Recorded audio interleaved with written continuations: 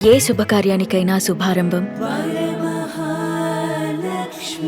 So Hitler ఇప్పటికి ఇంట్లో ఎప్పుడన్నా వేసినప్పుడు కూడా ఫ్యామిలీ అంతా కూర్చొని చూస్తారు అనమాట. వారానికి ఒకసారి కాదండి, వారానికి ఒకసారి హిట్లర్, వారానికి ఒకసారి కలిసి ఉందని రా, వారానికి ఒకసారి జయం మనదేరా టెలికా ఇదవుతూనే ఉంటుంది. అట్లా ఉండబట్టే మిమ్మల్ని మర్చిపోలేదు. బట్ ఆ టైంలో ఆ సినిమా రిలీజ్ అయినప్పుడు ఒక అన్న చెల్లెల మీద చూపించే ప్రేమ కావచ్చు, లేకపోతే ఒక ప్రొటెక్షన్ ఉంటది కదా, ఒక అంటే సిస్టర్స్ కి ఇచ్చే ప్రొటెక్షన్, ఒక అన్న ఒక తమ్ముడో అన్నో, ఆ సినిమా వల్ల ఇంకా ఎక్కువైపోయింది ఆ టైంలో. అవును. ఎలా ఉండేది చిరంజీవి గారు అండ్ 5 సిస్టర్స్ అంటే మీ బాండింగ్ ఎలా ఉండేది సెట్ లో? ఇప్పటి వరకు మర్చిపోలేని ఒక మూమెంట్స్ అవి, ప్రతి రోజు మూమెంట్. అందులో ఫస్ట్ సినిమాలోకి వచ్చిన డేస్ అది మనకి అంత పెద్ద ఆర్టిస్టులతో వర్క్ చేస్తామని ఒక కళ లేదు. అంటే అన్నీ ఒక లక్గానే వచ్చింది మనకి. టోటల్గా ఇక్కడ ఉండే దాని వల్ల వాళ్ళు ఇక్కడే వెతికారు 5గురిని. అప్పుడు సినిమా ఇక్కడే ఉండేదేమో. ఎడిటర్ మోహన్ గారు ప్రొడ్యూసర్ కాబట్టి 5 చెల్లెల్ని ఇక్కడే చూశారు. 5 చెల్లెల్ని ఫస్ట్ అశ్విని, తర్వాత మోహిని, తర్వాత గాయత్రి, తర్వాత పద్మశ్రీ, తర్వాత నేను. ఓకే. సో 5 అమ్మాయిల్ని మన చెన్నై నుంచే ఇచ్చేసారు. సో ఫస్ట్ అన్నా చెల్లెళ్ళ స్టోరీ అని చెప్పారు. హిట్లర్ అని ఇది మన మలయాళంలో వచ్చింది. ఇది మలయాళంలో వచ్చింది, రీమేక్ అన్నారు. అప్పుడు మలయాళం సినిమా కూడా చూడలేదు. మనకి చిరంజీవి గారి పేరు చెప్తే ఇంకే సినిమా చూస్తాం. సో తను మా కజిన్ వచ్చి తనే చేస్తుందని చెప్పేసి యాక్సెప్ట్ చేసి ఫస్ట్ వెళ్ళాము. First railway స్టేషన్లోనే 5 చూసుకోవడము. 5 అది ఒక దగ్గర ఒక 55 డేస్ వర్క్ చేసాం టోటల్గా. వర్క్ చేసినప్పుడు మెగాస్టార్ గారు ఫిలిం అంటే అప్పట్లో చాలా అంటే ఆయన కమర్షియల్ హీరో, ఆయన ఒక్కసారిగా ఫ్యామిలీ ఓరియంటెడ్ అనగా భయపడ్డారు. ఆయనకి కొంచెం గ్యాప్ కూడా వచ్చింది అనుకుంటాను అప్పుడు. యాక్చువల్ గా ఒక 4 months 5 months ఏ ఫిలిం చేయలేదు. ఆయన వెయిట్ చేశారు, ఎందుకంటే అసలు ఆయన ఒక్కరోజు కూడా ఖాళీగా ఉండింది లేదు అని అంటారు. సో అప్పుడు ఆయన తీసుకున్న నిర్ణయం హిట్లర్ అని అంటారు అందరూ, అప్పుడు అనేవారు. సో అలాంటప్పుడు మమ్మల్ని అసలు పెద్ద హీరోగానే మమ్మల్ని ట్రీట్ చేయలే. అసలు ఈ రోజుల్లో చూస్తూ ఉంటే ఒక హీరో దగ్గరికి వెళ్ళాలంటే చాలా కష్టం. అవును. ఒక హీరో వరకు కూర్చోవాలి, హీరోతో కూర్చోవాలి, హీరోతో మాట్లాడాలి, లేదా హీరో చెల్లెళ్ళైనా కూడా ఆ షాట్ అప్పుడు రావడం, ఏదో వాళ్ళ వరకు చేయడం, వెళ్ళిపోవడం అంతే. ఆ రోజుల్లో మమ్మల్ని నిజంగానే ఒక చెల్లెళ్ళ ఫీల్ ఆయన కలిగించడం కోసం, మాలో ఆ నటనలో ఆ ఇది రావడం కోసం, ఆ భయం ఉండకూడదు అని ఆయనకి, మాకు ఆ భయం ఉండకూడదు ఆయన చూసి అని చెప్పి ఆయన మాతో బాగా మాట్లాడేవారు. ఓకే. సొంత చెల్లెలులాగా. ఎందుకంటే ఆ భయం ఉంటే అక్కడ పండది సీను, వీళ్ళు భయంగా చేస్తారు. సో అలా కాకుండా ఆయన పొద్దున్నే వచ్చి తిన్నావా అని అడగడం, మామూలుగా జోక్స్ వేసుకొని రావడం, బ్రహ్మానందం గారి సెట్కి రావడం, నవ్వుకోవడం, ఇవన్నీ ఏంటంటే ఆ వాతావరణాన్ని ఎక్కడా ఒక భయంగా ఉండే భయంగా కూర్చోవడం, షార్ట్కి వెళ్ళడం అలా కాకుండా ఫ్రీగా, అందులో తెలుగు తెలిసిన అమ్మాయి నేను ఒక్కదాన్నే ఉండేదాన్ని. ఓకే.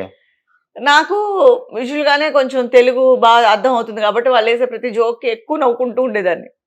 అంటే నాకు హ్యాపీగా ఉండేది, అర్థం అవుతుంది. వీళ్ళందరికీ కొంచెం అర్థం అయ్యేది కాదు. వీళ్ళు కొంచెం నేను ఎక్కువ ఇన్వాల్వ్ అయిపోయేదాన్ని, నాకు చాలా హ్యాపీగా ఉండేది. ఓకే. సో ఆయన కూడా అందరూ కలిసి భోజనం చేయడం చాలా గొప్ప విషయం.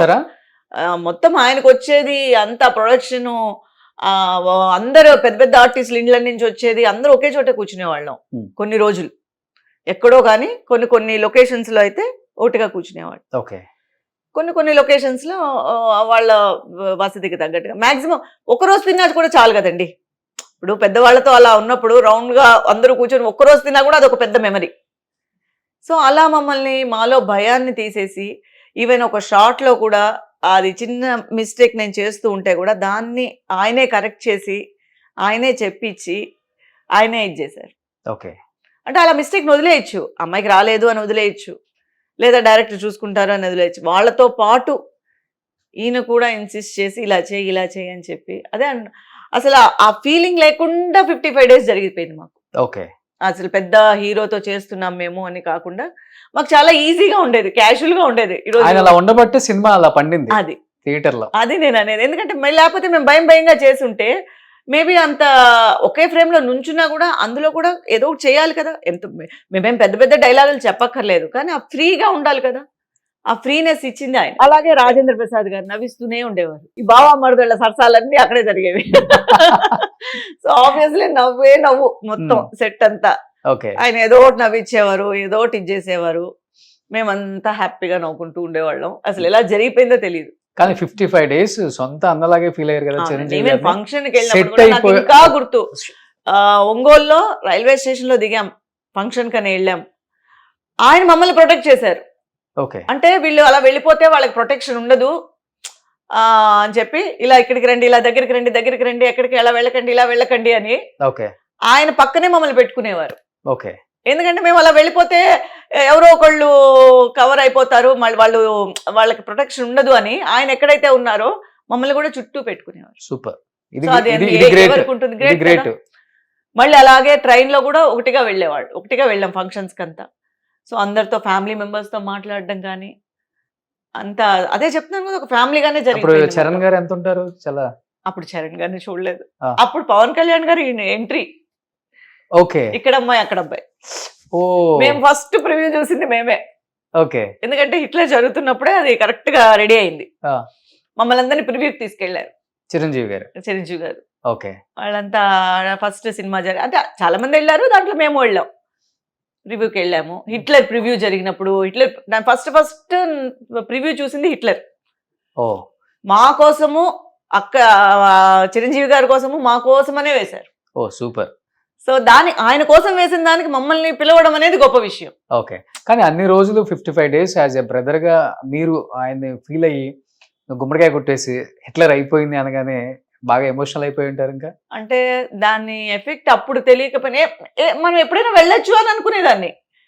ఆయన అన్నయ్యే కదా, ఎప్పుడైనా మనకి ఎంట్రీ ఉంటుంది అనుకునేదాన్ని. సో ఈజీ అనుకునేదాన్ని. చిరంజీవి గారిని కలవడం అనేది మనకు తెలిసిన విషయమే కదా, పెద్ద ఎప్పుడైనా అనుకున్నాము. At the same time Hyderabad Chennai వల్ల ఆ ఫీలింగ్ కూడా రాలే, ఎందుకంటే ఆయన అక్కడున్నారు కదా. ఎప్పుడైనా ఇక్కడ ఉన్నప్పుడైనా కొంచెం అలా అనిపించేది. నేను హైదరాబాద్ లో ఉంటేనా సరే వెళ్దామా, ఎప్పుడైనా చూద్దామా అనిపించేది.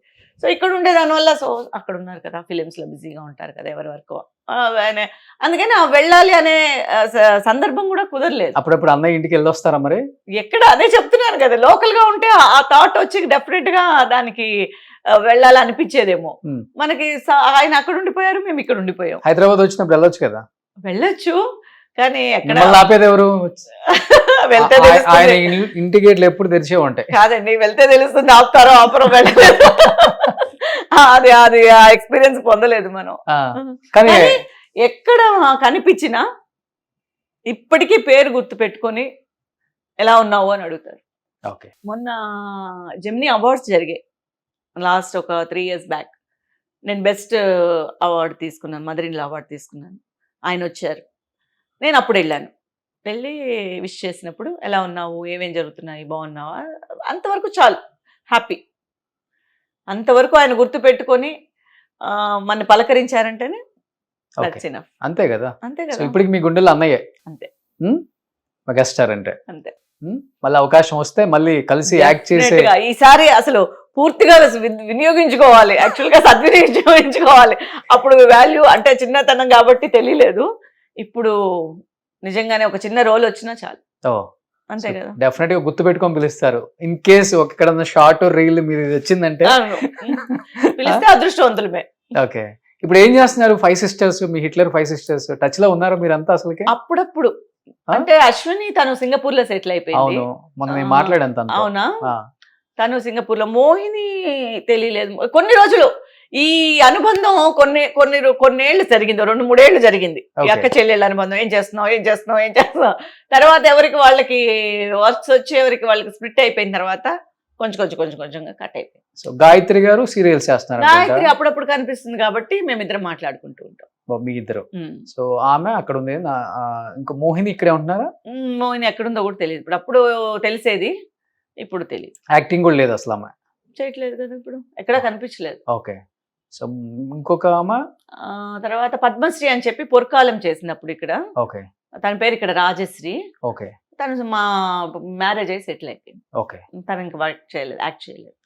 తన టచ్ లో ఉంది. టచ్ లో లేదు. ఓకే. అప్పట్లో ఉన్నాం, అదే చెప్తున్నాను కదా, ఒక 2-3 ఏళ్ల వరకు ఆ అనుబంధం జరిగింది.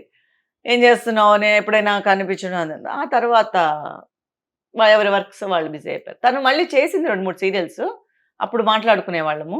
ఓకే. పెళ్ళి అయిపోయి తను సెటిల్ అయిపోయిన తర్వాత కట్ అయిపోయింది. సో ఆ హిట్లర్ చెల్లెలలో ఇద్దరు యాక్టివ్ గా ఉన్నారు ఇప్పుడు ఇద్దరు యాక్టింగ్ లో. యాక్టింగ్ లో ఇద్దరు యాక్టివ్ గా ఉన్నారు. గాయత్రి అండ్ అశ్విని కూడా మధ్యలో చేసింది, వచ్చి ఇక్కడికి సన్లో చేసింది, కానీ మళ్ళీ బ్యాక్ టు సింగపూర్ వెళ్ళిపోయింది అనుకుంటాను. ఓ. కానీ తను కూడా చేయాలనుకుంటోంది అనే విన్నాను, సన్లో కూడా ట్రై చేస్తోంది. సో యాక్చువల్గా చెప్పాలంటే తెలుగులో చేసింది తక్కువ సినిమాలే మీరు, బట్ తెలుగులో ఉన్న ఆర్టిస్టులు అందరూ టచ్ లో ఉన్నారండి మీకు ఇప్పటికి? హాయ్ బై ఆర్టిస్టులు చెప్పుకోవడం అనేది పెద్దగా టచ్ లో ఉండరండి. ఎందుకంటే నేను అనుకోవడం, ఎవరి పర్సనల్ ప్రాబ్లమ్స్ లేకపోతే ప్రొఫెషన్ రీచ్ అను, అంటే రోజు బాగున్నావా అనుకునే హెల్దీ ఎవరు లేరు. నేను కూడా చాలా తక్కువ అనుకుంటాను అలాంటి దీంట్లో. మిస్టేక్ నా వైపు కూడా ఉండొచ్చు, ఎందుకంటే నేను మాట్లాడితే వాళ్ళు మాట్లాడొచ్చేమో, లేకపోతే వాళ్ళు మాట్లాడితే చాలా తక్కువ. ఎందుకంటే నాకు దొరికిన కొంచెం సమయము నేను ఫ్యామిలీ కోసం కేటాయించడం వల్ల ఫ్రెండ్స్ కోసం కేటాయించలేకపోయాను. ఎందుకంటే ఆల్మోస్ట్ అన్ని లాంగ్వేజ్ లో బిజీగా ఉండటం వల్ల. ఇప్పుడు మలయాళం వెళ్ళానంటే 10 days అక్కడే ఉండిపోతాను. సో ఆబ్వియస్లీ ఇల్లు మిస్ అవుతాను, రావడం, ఇంట్లో పనులు, ఇంట్లో మిస్ అవ్వడం, ఇదంతా దాని వల్ల వీళ్ళ ర్యాపోనే వీళ్ళ మన ఫ్రెండ్స్ తోనూ చాలా తక్కువ. ఓకే. ఒక విధంగా చెప్పుకోవాలంటే ఫ్రెండ్స్ అనేది లేరనే చెప్పుకోవాలి ఇండస్ట్రీలో. ఓకే.